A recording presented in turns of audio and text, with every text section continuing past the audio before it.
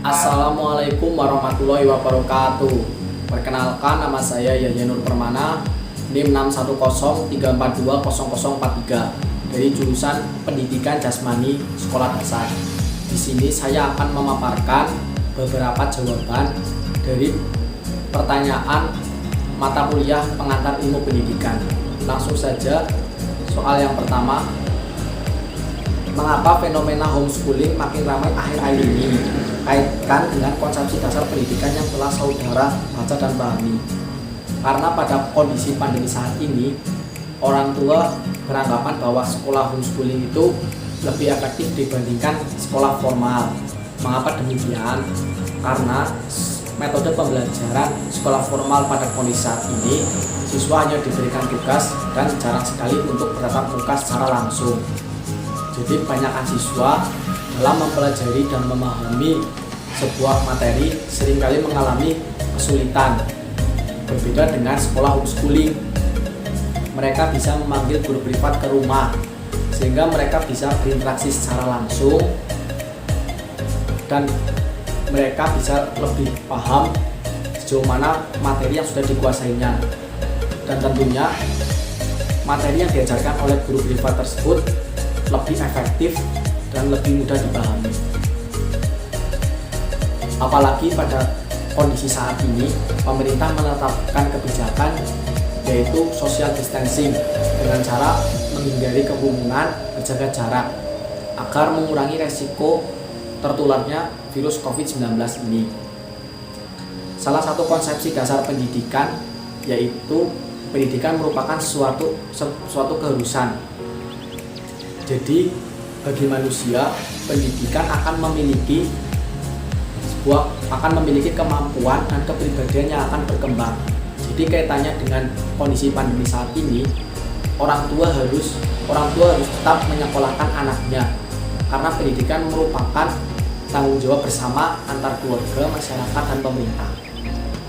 Lanjut soal yang nomor 2. Apakah homeschooling bisa dijadikan alternatif yang tepat?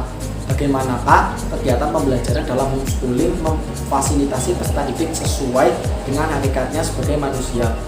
Menurut saya, homeschooling bisa dijadikan alternatif yang tepat bagi siswa yang ingin belajar dengan suasana yang nyaman dan kondusif.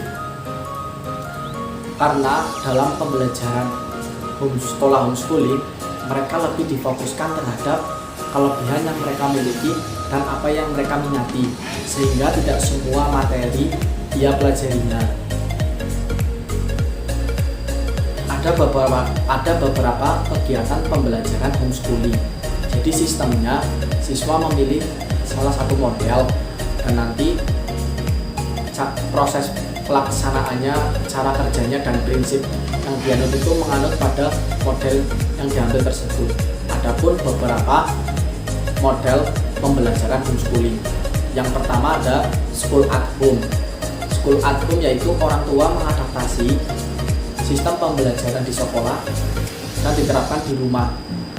Mereka biasanya mempunyai ruang belajar khusus tersendiri dan seperti ada mejanya, kursinya, dan buku-buku dan sebagainya. Orang tua juga sering mengadakan evaluasi seperti ulangan harian dan ujian semester. Yang kedua ada unschooling. Metode ini sangat bertolak belakang dengan school at home. Kalau school at home itu terstruktur seperti mengikuti sekolah, kalau unschooling itu sangatlah berbeda. Mereka mengikuti kemauan siswa yang dianggap sesuatu hal yang menarik. Yang ketiga classical homeschooling. Metode ini mempelajari studi literatur. Jadi mereka banyak mempelajari karya-karya besar dari tokoh pendidikan dunia maupun Indonesia. Mereka belajar bagaimana cara belajar yang disiplin dan aktivitas intelektual yang terstruktur. Lanjut pertanyaan ke nomor 3. Bagaimana lingkungan pendidikan dapat mempengaruhi keberhasilan belajar? Pada dasarnya, lingkungan belajar merupakan faktor dari luar atau faktor eksternal yang dapat berpengaruh terhadap hasil belajar siswa. Lingkungan belajar yang nyaman dan kondusif akan mendukung akan mendukung kegiatan pembelajaran yang efektif.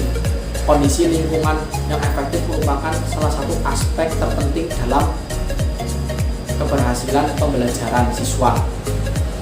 Homeschooling merupakan alternatif yang dinilai sangat efektif karena dalam pelaksanaannya homeschooling bisa menciptakan suasana yang nyaman dan kondusif sehingga dalam pembelajaran homeschooling bisa berjalan dengan lancar.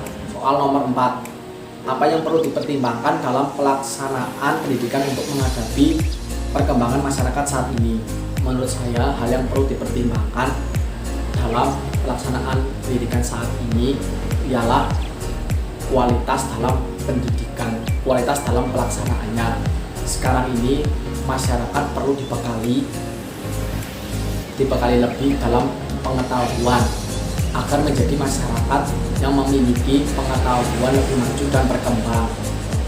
Contoh saja pada era sekarang, yaitu era digital, di mana mereka wajib atau diberikan pemahaman yang lebih tentang dunia iptek agar mereka tidak hanya diberikan pemahaman saja, tetapi mereka tetap harus melakukannya atau mempraktekannya secara langsung. Apabila mereka tidak melakukannya secara langsung, maka pemahaman yang diberikan pada masyarakat itu kurang maksimal. Lanjut nomor 5, apa pesan singkat untuk pendidikan di masa depan nanti? Saya berharap pelaksanaan pendidikan di kemudian hari lebih berkualitas. Pengajar tidak hanya memberikan tugas lalu dikumpulkan kemudian ujian, tetapi peserta didik harus benar-benar harus betul-betul paham tujuan mempelajari suatu konsep itu untuk apa dan bisa dilakukannya di kemudian hari. Jangan jadikan peserta didik menjadi orang yang kurang dalam bersosialisasi dalam masyarakat karena mereka terlalu fokus dan disibukkan dengan buku-buku mapel yang dipelajarinya, dan sehingga mereka lupa bahwa ilmu sosialisasi itu tak kalah pentingnya dalam kehidupan bermasyarakat dan bakat yang seharusnya mereka miliki kurang terlatih karena mereka terlalu sibuk dan lelah dengan proses pembelajaran di sekolah dan tugas-tugas yang diberikan. Cukup sekian, itulah pemaparan jawaban soal-soal atau pertanyaan dari mata kuliah pengantar ilmu pendidikan. Bila ada tutur kata yang kurang berkenan maupun penyampaian yang masih salah, mohon dimaafkan. Terima kasih. Bila taufik wal hidayah, wassalamualaikum warahmatullahi wabarakatuh.